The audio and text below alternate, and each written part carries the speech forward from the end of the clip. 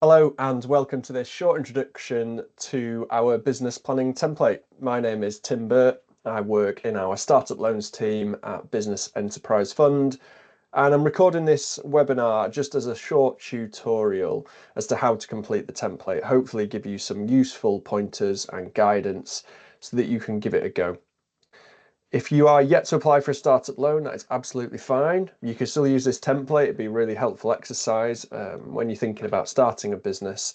But if you want to know more about the loan, if you've got questions and you want to understand how to apply, our email address is there. It's a central inbox that gets monitored daily. So if you drop us a line, we can arrange a call, we can answer any questions over email, but we are happy to help. So please do get in touch. If you've already applied, you've probably been assigned to an advisor or one of our customer support assistants. So they're happy to help. You can get in touch with them directly or through the central inbox as well. So we're going to briefly go through this template. There are a number of different tabs that cover some of the key items you need to think about when starting a business. So just quickly to go through the different tabs at the bottom that we will be covering. First of all, we've got the main business planning document. This is the one filled with a lot of text. We then, which is supported by the second tab, which I'll mention in a minute. Our third tab is what's called a personal survival budget planner. So some numbers going in, as well as our sales assumptions and our cash flow forecast. So we'll go through each of the tabs really briefly. Whatever you do following this video in terms of completing this document, if it's part of a loan application, it's a first draft. And so I really encourage you to give this a go, but don't be too worried because we will work with you on it. We can kind of ask hopefully some good probing questions as to maybe some things you haven't thought about yet, get you thinking a bit differently, and just have a bit of a common sense chat about do the things you've put in there seem realistic and are they achievable and how are you going to achieve them, and so have you put the right things in place to do that. So like I say, it's a first draft. Give it a go and send it in and we will have a chat with you about it.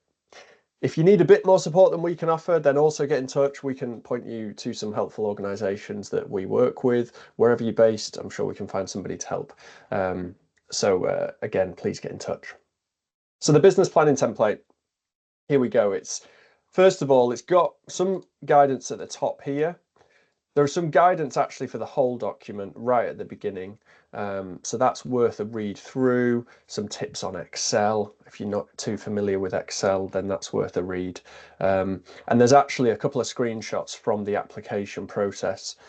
So if you're not sure where you're uploading this, then obviously ask us, but there are some screenshots there about that as well. So have a little glance through that. So the business plan. So first of all, we want to understand the overview of what your business is going to do. Operationally, how is it going to work? Have you thought about the legal structure? So is it a limited company? Are you going to be a sole trader or a partnership? Where are you going to trade from? Do you need a premises? Do you have a product to sell or is it a service? Is it online? All of those kinds of really basic information is what needs to go in here. So we could read this and we know really sort of broadly, vaguely, but what you do, how you're going to do it. That's the point here, to give us that summary. The rest of the document then is fleshing that out a little bit more. So each of the sections in going through will add a bit more detail to that picture. So the next section that does that is thinking about what are your specific objectives. So maybe it's you want to reach a certain level of turnover. You know, you want to do so many sales in the first year. Maybe it's as simple as I want to get my website up and running, I want to sign the lease, get the shop renovated. Maybe that's the short term. The medium term is then thinking a bit further ahead, 1 to 2 years, longer term goals for the business and for you starting this. Maybe you're only starting it part-time. Maybe the medium term goal is that it can be doing well enough that you could go full-time in the business. Maybe it's that you want to grow to new premises, take on bigger contracts, new suppliers. So it really is, it can be quite varied depending on your business type. There are obviously a couple of examples here as well.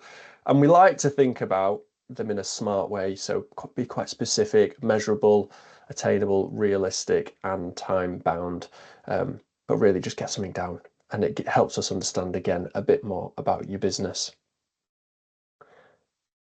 Most of you, when you're filling this in, is probably as part of a startup loan application. So this is your chance to write down, well, what are you going to use the loan for?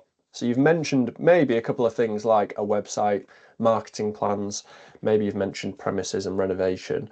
All of those things are going to cost money. And so this is your chance to sort of break it down. It's a bit of a shopping list, if you like. I need this much money to buy this much for this. What's really helpful for us as well is this rationale section. So why is it that item that you need? Why not a cheaper version? Could you buy something secondhand? Why is it essential for you starting the business now? Is it something you might want to think about buying a few months down the line? So a bit of the rationale around why you are choosing to spend your money like that. And we have this second tab at the bottom, which is titled Loan Expenditure. And this is an extra space for you to give a bit more detail on your startup loan spend. So again, it's got the item and cost section, but it's got a space here for you to fill in any quotes. So by that, it might be, I want to purchase a van. It's going to cost 10 grand. Here's a link to an Auto Trader advert that gives an example of the kind of van I'm looking at buying. Maybe it's a bit more specific. Maybe you've got a quote from a marketing agency to help you build a website and run a campaign for the first few months. So you could provide a PDF separately to this, or you could link it in somehow. So that's what the tab's for. It's really extra space to complete that section. You can jot down here as well if you're planning on funding anything. So maybe you've got money coming from elsewhere. It's not what the startup loan's going to fund, but it's still a key essential startup cost for your business. Maybe you've got savings to fund that. Maybe you've got another investor that's going to help you out, or a grant. So you can add a bit more detail around that as well. It gives us a bit of a fuller picture about the startup costs for the business. So just moving on through, next section, help us understand more about you. What's your skills? What your experience? And that could be identical to what this business is. You might have done it before. It could be completely separate and varied, and it might be helpful then for you to sort of give a link as to how you think your skills and experience will help you in starting this business and making it a success. That's ultimately what we want to understand is, do you have the skills and the ability to make this a success and give it a good go? So any qualifications, any experiences you've had that might not seem that relevant to you, but pop them in. The other things you can provide here are your CV. You can send that in separately. You might want to copy in a link to your LinkedIn page if that's up to date and helpful for us to have a look at. So anything there that you think helps us understand you and your experience. Next is breaking down a bit more about where you're positioning this business. So who are you aiming it at? Who's your target customer? Where might they be based? Is it a certain age group? Is it a demographic? Is it as simple as this is a luxury item, so it's probably for people who have a bit of spare cash to spend. So that's who I'm aiming it at. Maybe it's really geographic because it's a physical premises that people are going to walk to. It's a certain housing estate or area within a city that you think are your target customer. That will then feed into your market and your competition. So how are you going to market your business and who are you competing with?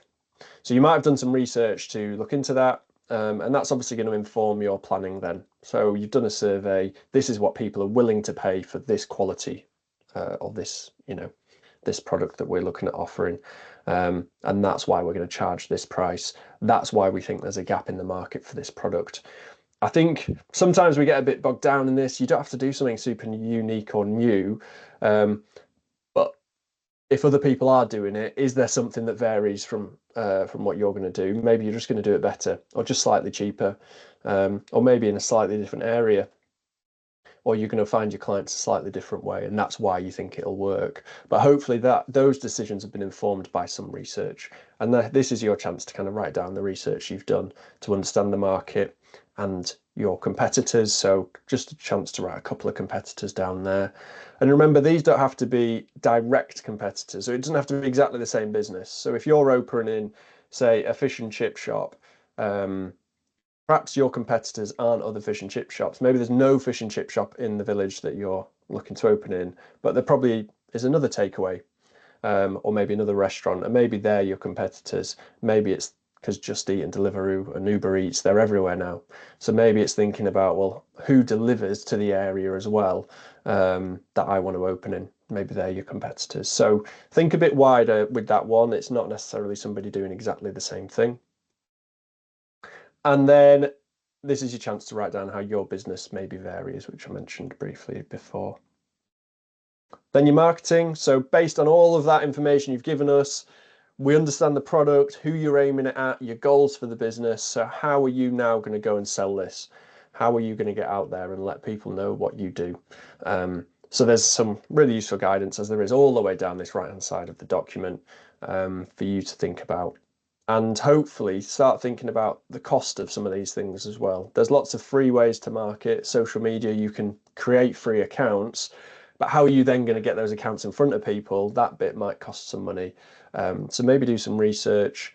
And I know we live in an age where social media feels like it's everything, but there are still other ways to market your business. Maybe for you, it's more about contacting other businesses because you're a bit more business to business as you operate. Maybe physical marketing, like leaflets through doors, is better. Maybe you're operating on a street, you're a builder or you're a landscape gardener, and letting people know on that street that you're in the area, putting a sign outside the property you're working on. Those kinds of things all form part of this section. And now a bit more about your operational plans, any staff, any suppliers, any contracts, a bit more detail on that section. Also thinking about any insurances you need, any regulations you need to be thinking about for you to open and trade. And the final section, obviously we're looking at providing a loan based on this plan. Now the startup loan is a personal loan for business use. And so as such, we want to understand, you personally, if this business were to fail, how would you keep up with your loan repayments? So this is a chance to write that down. Maybe think about what's your earning potential if you went into full-time work? Do you have any assets you could sell off, any savings you could use? Yeah, help us understand a bit more about what you might do if the business didn't go to plan. So that's the business plan. Chance to give us loads of information there. The more detail you can give us, the more helpful we can be in a way, and we can provide more feedback and give you some pointers and hopefully signpost you to some other useful organisations that can help you make this a success. So going through the rest of the tabs now, we've mentioned the loan expenditure tab. Tab 3 is a chance for you to fill in a personal survival budget planner. As I mentioned, this loan is a personal loan. So part of our assessment is based on business viability, which the business plan is going to help us do, and the forecast. But the other part is based on your personal affordability. And so we need to understand your current personal financial situation. So to help us do that, we ask you to complete this document. So there's a section at the top for your income, and there's a section at the bottom for your outgoings, your expenses. We will also ask to see 3 months personal bank statements. So what I suggest you do is you go through your bank statement, you look at all your direct debits first, and you copy those across. They're going to continue. And then you take a sort of rough figure. This is how much maybe I spend on my groceries typically on a month. This is how much I spend on my entertainment and leisure. And maybe some of those things might change. And so there's a box at the bottom so you can add any notes, commentary you think you need to. Maybe a credit card is almost paid off and you're going to pay it off next month. So it won't be an ongoing expense, and that's why you've not included it, but it is on your bank statement. Maybe that's worth mentioning down here. So help us understand your personal financial situation. So back to the business and the numbers. So what we need completing is this tab 5, a 12-month cash flow forecast. And this is the point that probably a lot of people get a bit muddled. It's maybe something they've not done before, and that's okay. Again, please give it a go. This is a first draft. It's something we can go through with you. As we look at it as a whole, there are 2 main sections. There is a cash inflow section, which basically means income, sales, any in cash you will be receiving. So your startup loan you'll be receiving, hopefully, any grants you might receive can all go in this top section. The bottom section down here, cash outflows, is any expenditure you'll be doing. So any cash that will be going out from your bank account can be included here. Maybe that's stock purchases, marketing, rent, and so on. As we then look at each section, it's broken down into a starting point and then the first 12 months. So you want to put your starting month in at the top here, and then we're counting the months on from that date. We want you to include in the starting point anything that you're going to spend before you start trading, really. So your loan you'll receive before you start trading, most likely, if you're pre-revenue. Obviously, if you're already trading, that'll be slightly different. But you can still put your loan in this starting point section. And then anything you're going to spend the loan on or any other startup costs that you've got can go in your starting point column. Maybe rent deposit, initial marketing campaign, getting your website up and running, any equipment purchases be relevant to go in this section. Ongoing then, months 1 to 12 are more like a trading month. So what money will you receive in your bank account? What money will you spend from your bank account in month 1? And then the same month on month on month. And so these might look quite similar some of the months, you know, your rent might be the same every single month for the next 12 months, and that's great. Some things though will vary. You might have seasonality in your sales, so perhaps you're selling a product that's going to be really popular at Christmas. And so you might see your December month, whenever that appears in the first 12 months, have really increased sales, but perhaps the knock-on effect of that is the month after, in January, it's really quiet. And so we'd expect some fluctuation throughout the months. The other thing to consider is obviously if you're a new start, hopefully your sales will grow throughout the year as maybe word of mouth starts to kick in, as your marketing plans kick in, you develop some momentum and your sales grow. So we don't expect it to look exactly the same month 1 to 12 across all the lines. There will be some variety, and hopefully the information you've provided will help us understand why that's the case. But those things we can talk through with you. Just looking then at the expenses section, so there are really helpful headings here that you can follow. There's space for you to type in any extras that you might have, and there's a space for you to add descriptions or more detail. So maybe you are going to get your first 3 months rent-free in your premises. So maybe just put 3 months rent-free as per lease, and then that will then be reflected in the cost sections here. That's probably as much detail as you need. It's about giving it a go. Hopefully you've thought through some of these things and it's just putting down on paper what is already in your head. The only tab I haven't mentioned yet is the sales assumptions tab, so tab 4. Now this is a tab that's there to help you fill in your sales line. If you already know what your sales are going to be, then you can type them straight into the cash flow forecast. Maybe you're trading already. You know last month you maybe did 5 grand in sales. This month you've got a new contract or you've got a new marketing plan, you're hoping to increase that by 10%, so we might write in 5,500 and you plan on from there. That's great. If you're pre-revenue, maybe it's helpful to have a think about it in a bit more detail, and that's where the sales assumptions tab can come in. So just quickly to go through that, it is quite a brief tab. It might not work for your business, but it can be helpful. It gives you the chance to break down 4 average products or services.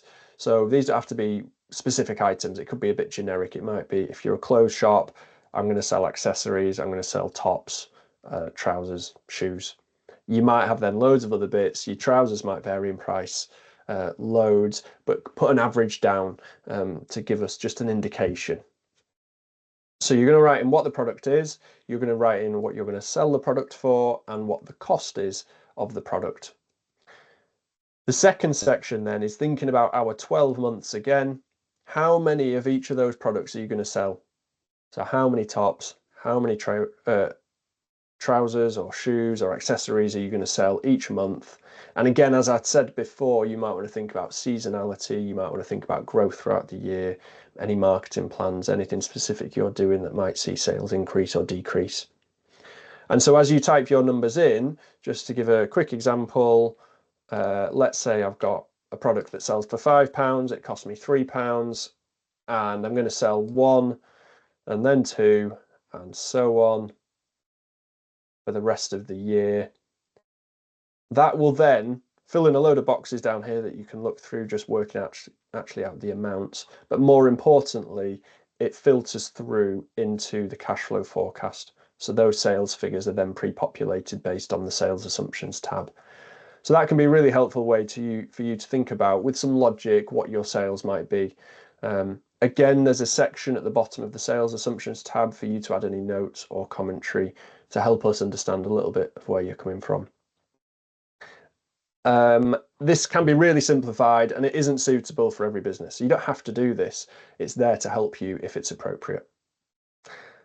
I hope that's been a really useful introduction to this template. If you need the template sent in to you, then get in touch. If you've got any questions about this specifically or about the loan more generally, whether it's how to apply or where you're up to in the process, please do get in touch. Drop us an email. We're really happy to chat and help with anything we can. Thanks a lot.